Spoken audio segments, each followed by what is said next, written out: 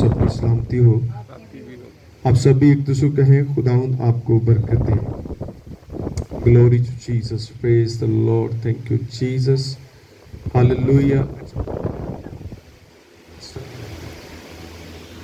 Slow करके तो बहुत है Hallelujah. Praise the Lord. Thank you, Jesus. कितना अच्छा लगता है सुबह सुबह उठकर अच्छी चीज़ों को बांटना। जब आप सुबह का आगाज़ अच्छी नियमतों से करते हैं, अच्छी बातों से करते हैं, तो पूरा दिन आपका अच्छा गुजरता है, क्योंकि आपको खुदा ने अच्छी चीज़ें बांटने के लिए चुना है, क्योंकि खुदा खुद अच्छा है और वो चाहता है आप भी अच्छे बने। आमीन। खुदा से बड़ा कौन अच्छा हो सकता है? तो खुदा ने आपके अंदर वो सलाहियतें रखी हैं जो उसकी अपनी ज़ात में है।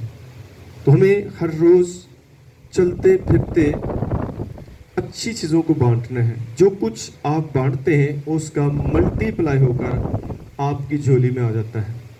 तो हर एक इंसान जो है वो अच्छी चीज़ों की तलाश करता है, अच्छी चीज़ों का वो मतलाशी है।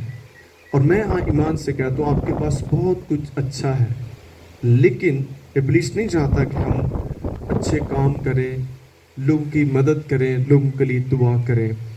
आपको इस बात का फैसला करना है कि मैं वो काम करूंगा जो मेरा खुदा करता है। आमीन। और इसका प्रचार करें, इसका ऐलान करें, ताकि खुदा का अबर, खुदा का मस्सा जो है आपके साथ रहे। जब हम बुरे काम करेंगे तो फिर खुदा का मस्सा हमारे साथ नहीं रह सकता।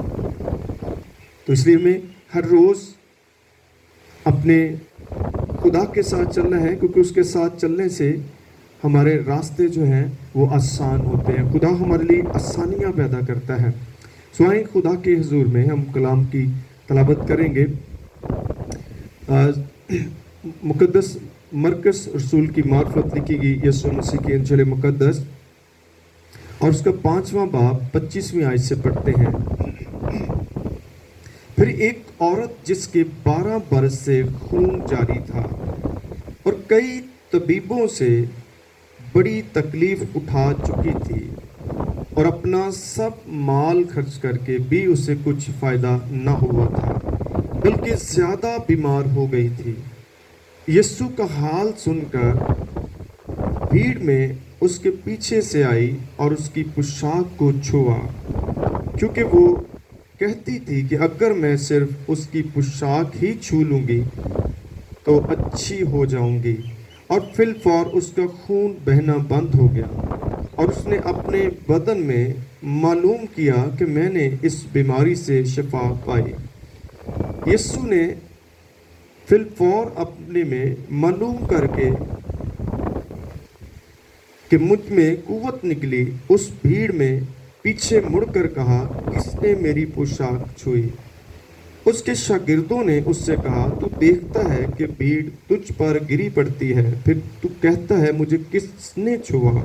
उसने चारों तरफ निगाह की ताकि जिसने ये काम किया था उसे देखे। वो औरत जो कुछ उससे हुआ था महसूस करके डरती और कांपती हुई आई और उसके आगे गिर पड़ी और सारा हाल सच सच उसे कह दिया। उसने उससे कहा, बेटी तेरे ईमान से तुझे शिफा मिली, सलामत जा और अपनी इस बीमारी से बची रह। कलाम मुकद्दस के पढ़े सुने जाने से हम सबों पर खुदा की बरकत हो। आमीन। सब बोले आमीन। आमीन। पता चला आमीन आपने कहा है।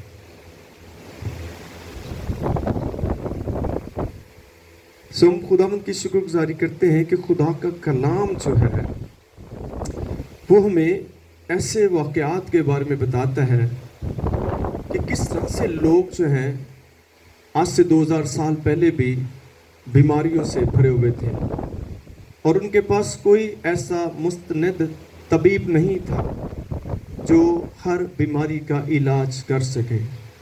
उस दौर में भी बहुत सारे डॉक्टर थे। खुदा ने हर दौर में वसाइल पैदा किए हैं, अद्वियात भी थी, मुख्तलिफ तबीब थे जो बीमारों का इलाज करते थे। लेकिन मेरे अजीज़ों, हम देखते हैं کہ یسوع وہ طبیب ہے جو ہر مرض کا علاج کرتا ہے. دنیا میں کوئی ایسا ڈاکٹر نہیں ہے جو ہر مرض کا علاج کر سکتا ہے. اور پھر دنیا کے جو ڈاکٹر ہیں وہ بغیر پیسے کے علاج نہیں کرتے. اور بہت سارے لوگوں کے پاس جب مالی وسائل نہیں ہوتے تو پھر ان کی کون ان کی شفا کا کام کرے گا؟ آج بھی ایسے لوگ ہیں جو مالی طور پر بہت کمزور ہیں. وہ ڈاکٹروں کی فیس ادا نہیں کر سکتے, وہ میڈیسن نہیں خرید سکتے.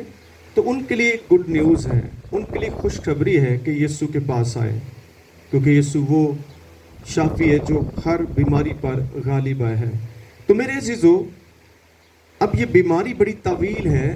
12 برس سے مسلسل یہ عورت ایسی ناپاک بیماری میں مبتلا تھی. جب ہم شریعت میں اس بیماری کے متعلق دیکھتے ہیں تو جس عورت کو یہ بیماری ہوتی تھی وہ ناپاک ہو جاتی تھی اور وہ کہیں آ نہیں سکتی تھی. اگر اس کے بیٹھے ہوئے پر کوئی بیٹھ جاتا تھا وہ 7 دن تک ناپاک ہو جاتا تھا. اب جب اس طرح کی بیماری تھی, لوگ اس کے پاس بیٹھنا پسند نہیں کرتے, تو اس بیمار شخص کی اور زیادہ تکلیف میں اضافہ ہو جاتا ہے. کیونکہ بیمار شخص کو تو خدا کی ضرورت ہے, کسی کی مدد کی ضرورت ہے. جب لوگ اس سے نفرت کریں گے تو وہ بیماری اور زیادہ بڑھ سکتی ہے. وہ شخص ذہنی مریض بن سکتا ہے کیونکہ اس کے اپنے اس کے پاس نہیں آتے. تو اسی طرح اس عورت کے ساتھ بھی تھا.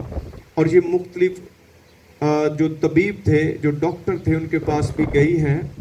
اور ہم دیکھتے ہیں کہ کئی طبیبوں سے بڑی تکلیف اٹھا چکی تھی اور اپنا سارا مال خرچ کر کے بھی اسے کچھ فائدہ نہ ہوا, بلکہ اس کی بیماری میں اضافہ ہوا. آج بھی ایسا ہو رہا ہے کہ بیماریوں میں اضافہ ہو رہا ہے, کم نہیں ہو رہی. ایک سے دوسری بیماری بھی جو انسانوں کو لگ رہی ہے. تو میرے عزیزوں, پھر ہم کیا کریں, کس کے پاس جائیں؟ تو اس کا حل موجود ہے. جس طرح سے اس عورت نے, جب یہ ہر طرف سے اس کو مایوسی ہوئی ہے, کہیں بھی اسے مدد نہیں مل رہی, لیکن اس نے امید کو نہیں چھوڑا. آج لوگ جو ہیں شفا کی امید کو چھوڑ دیتے ہیں کہ اب کچھ بھی نہیں ہونے والا. آپ کو آخری دم تک امید کو نہیں چھوڑنا. کسی وقت بھی آپ کی زندگی میں معجزہ ہو سکتا ہے.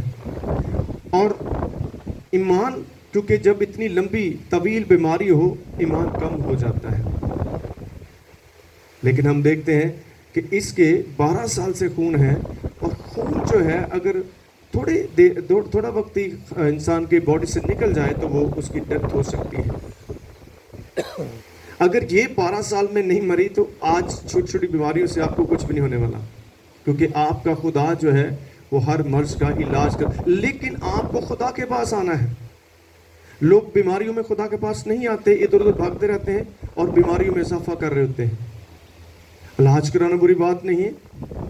آپ بیماری کی حالت میں اور جگہ بھی تو جاتے رہتے ہیں, اپنی جاب پر چلے جاتے ہیں, بازار جاتے ہیں, لیکن خدا کے پاس آنے کی وجہ ہم کہتے ہیں میں آ نہیں سکتا.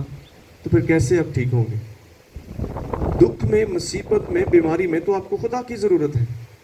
خدا نے کیا کہا, اور مصیبت کے وقت مجھ سے فریاد کر, میں تمہیں چھڑاؤں گا, تم میری کیا کرو گے؟ تمجید کرو گے. اگر آپ خدا کے پاس نہیں آئیں گے, اس کی اب یہ لوگوں کا مائنڈ سیٹ ہے کہ شفا ملے گی تو پھر خدا کے پاس جائیں گے. آپ کو شفا ملے یا نہ ملے, آپ خدا کا پلڑا نہ چھوڑیں. خدا بھی چیک کرتا ہے ہمیں کہ ہم صرف اس غرض کے ساتھ آتے کہ صرف ہمیں شفا جائے. بہت سارے لوگ شفا کے لیے آتے ہیں, جب انہیں شفا ملتی ہے دوبارہ وہ آپ واپس نہیں آتے, پھر ایک نئی مصیبت میں پڑتے ہیں. تو اس لیے ہمیں کنٹینیو یعنی مستقل طور پر خدا کے ساتھ چلنا ہے, اور خدا کے بغیر کوئی آپ کے پاس حل نہیں ہے. تو جب خدا ہی سارا حل ہے تو پھر اس کے دامن کو پکڑے رہیں اور چلتے رہیں. اور جس طرح سے یہ عورت جو ہے اس مصیبت میں, بیماری میں, کمزوری میں, اس نے ایک ارادہ کر لیا کہ میں ملوں گی نہیں, کہ وہ مل نہیں سکتی تھی کیونکہ اس کو ملنے کسی نے دینا نہیں تھا, کیونکہ یہ ناپاک بیماری میں تھی. اور اس نے پھر اس کا حل بھی ڈھونڈا, اور اس کا حل کیا تھا اس نے اپنے منہ پر کپڑا ڈالا ہوگا تاکہ کوئی شخص اس کو پہچان نہ سکے، اور گرتی گرتی ایک بڑی بھیڑ کے ساتھ چلی. کتنی دفعہ وہ گری بھی ہوگی لیکن پھر بھی اس نے ہمت نہیں چھوڑی، امید نہیں چھوڑی. وہ گھر سے اس ارادے کے ساتھ آئی تھی کہ آج میں صرف یسوع کے پلڑے کو چھو لوں گی. آمین.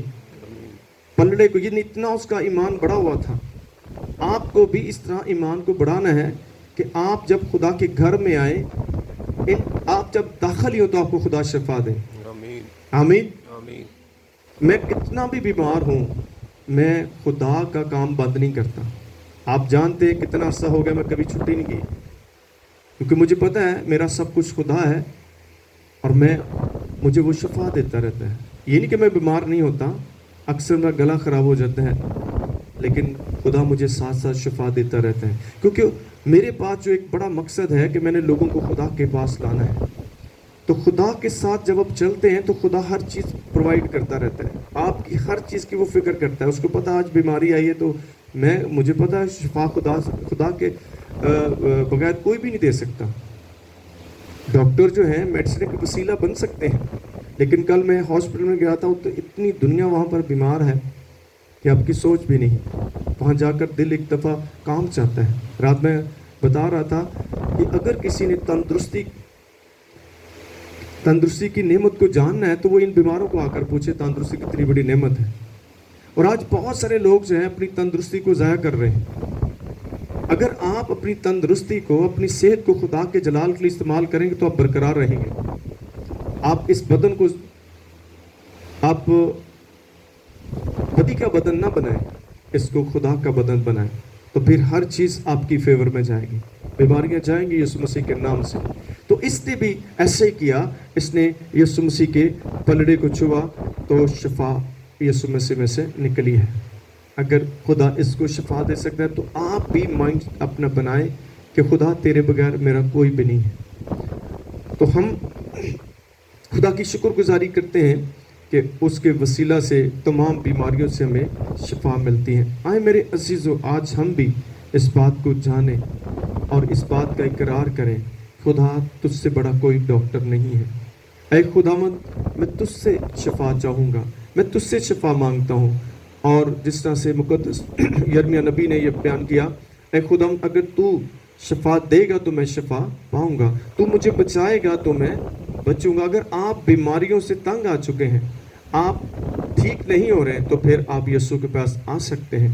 بائبل کا جب ہم مطالعہ کرتے ہیں، لوگ کیا کرتے تھے؟ اپنے بیماروں کو اٹھا کر کس کے پاس لے کر آتے تھے؟